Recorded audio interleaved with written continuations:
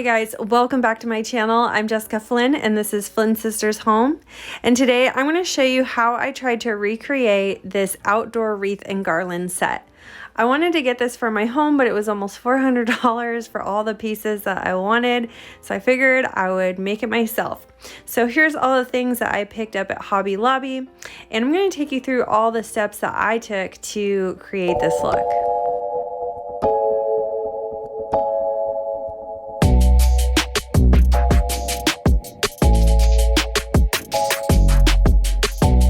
Want to measure your door and decide how long you want your garland to hang on either side. All right, so now that we've determined that we need about 14 feet of garland, I'm going to start prepping and trimming these lengths of garland.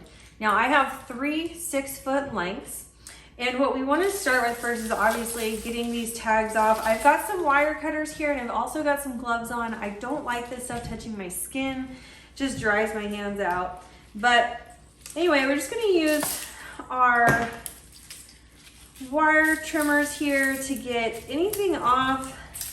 It's not supposed to be there. Also, as I'm going, we want to fluff out and straighten any of these branches that might be a little cattywampus. You may find that you have to do some repairs to your garland if you have a more detailed or thicker garland. Some of the pine cones and things have fallen off. These garlands I got from Hobby Lobby. I want to say they were about $25 each with a 50% off sale. Lots of garland there to choose from. However, you do not really need to get a very expensive garland. You can find very simple garland and add to it, which you're going to see here in this video.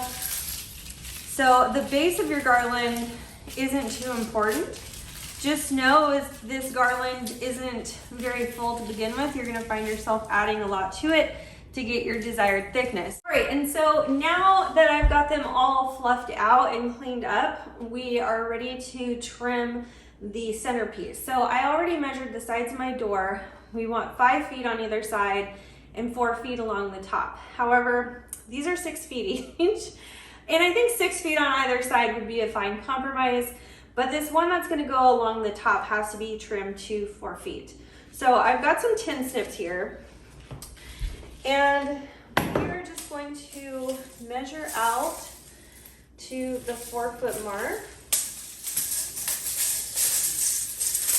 We want to try and trim down to the smallest part of that wire there. So we're going to get the wire all the way into our tin snips, and we'll just trim it like that.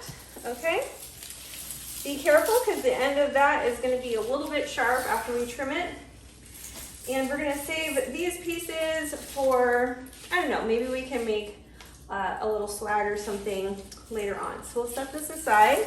All right, and next we're going to want to connect all 3 of these and install the lights. So I want to connect them in a similar fashion to how they're going to hang on the door. So we want to position this one as the top piece, and then these 2 flanking the door on either side here.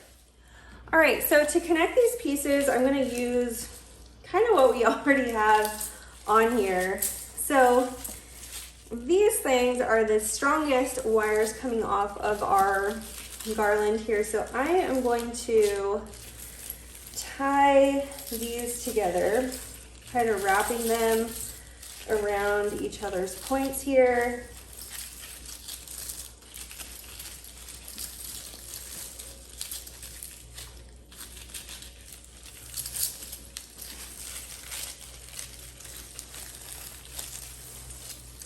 And we've got a really strong bond there. Like, those are not going anywhere, okay?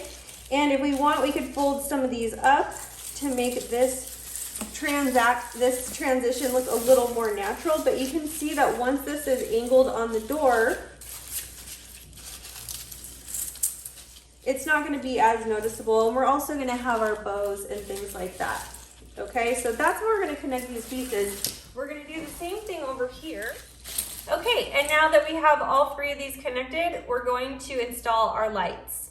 All right, so for a garland this size, I have two 70 light boxes of lights here. Again, this ended up being about 16 feet of garland, and I think these two boxes will be plenty. Before we put our lights on though, we want to double check to make sure they all work. So this strand looks good, and this one too. All right, so to attach my lights, I'm gonna be using ornament hooks.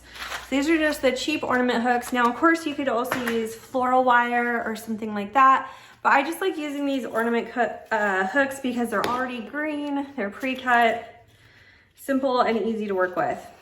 So we're gonna use these to attach to one of the inner branches of our garland. Okay, so by inner branches, I mean close to the base as we can. And we're just gonna wrap that wire around and twist it, kind of like you would just like a twisty tie. I live in a really windy area, so it's really important that everything on my outdoor wreath is extremely secure. If you were just making this for your mantle or something, you probably wouldn't have to secure these as tightly, but I just really want to make sure that we don't lose these. All right, so again, moving on with our hooks, we're just going to attach every couple lights or so, working again closely at the base. I'm not really wrapping the lights so much so as I'm like making a little bit of kind of a poof, if you will, a little speed bump of lights here, and then attaching after the next few. Okay, so I'm just gonna work like that all the way through my garland.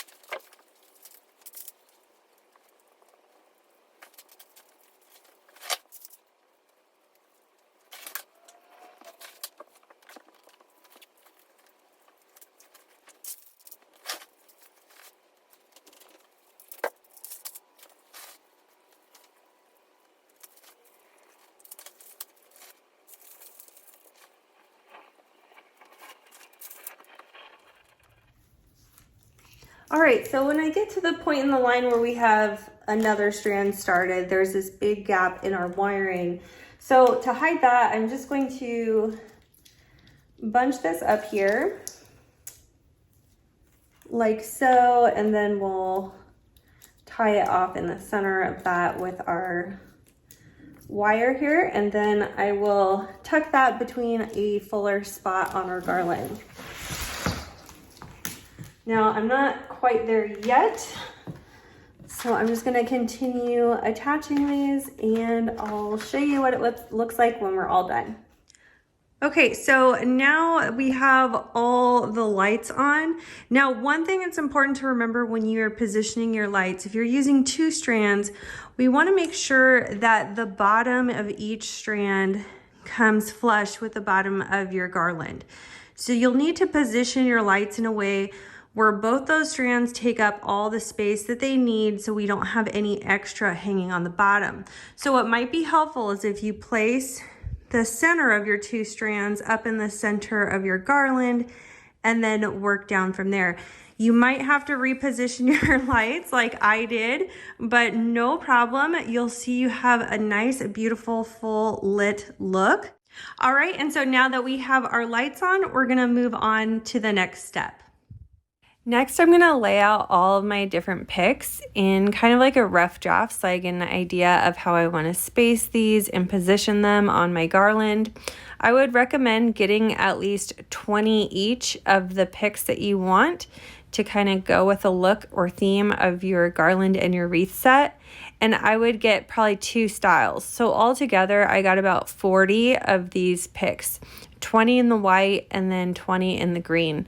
And I just sort of alternated them and staggered them throughout my garland.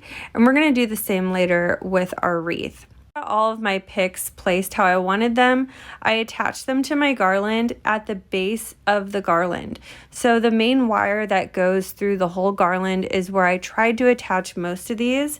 And I first hot glued them, and then I also attached them with an ornament hook, wrapping the ornament hook around the pick, attaching it to the base of the garland. You probably don't need to hot glue and wire connect these to the garland, but again, it's super windy in my front door and I do not want these to blow away or get damaged. I also want these to last for more than one season. So it's really important for me to attach everything really securely. Once I got all my picks attached, I was ready to attach my ornaments. I did the same thing that I did with the picks first by laying them out and kind of positioning them where I wanted to go on my garland first. And then I attached them using ornament hooks and securing them to one of the branches closer to the base of the garland so they would kind of nestle in. I got these white and gold ornaments from Walmart last year, so I don't know where you would find similar ones, but these are just these cheap plastic ornaments, but I really love having these larger ornaments to kind of carry the theme, and they look really classy and elegant on the wreath. I absolutely loved it. Once I got all the big ornaments attached, I attached my smaller ornaments in red using just hot glue this time. And when I attached the smaller ones, I tried to attach them to a really secure branch. And if you're worried about these ones falling off, you could also wire them, but just the smaller ones, I thought hot glue was plenty. Next, I'm ready to attach my ribbon, and for the ribbon, I'm just going to take a 14-inch section here and cut it at a diagonal. This is just like cheap wired ribbon. All right, and I'm going to fold my ribbon in half and then take a 3-inch section of tinsel that I just cut off. This tinsel and ribbon is also from Hobby Lobby. And then I'm going to take about a 5-inch section of floral wire and use that to attach them both down the center, twist them off at the back, and then use the remainder of my floral wire to attach this to the garland, trying to attach it closer to the base of the garland.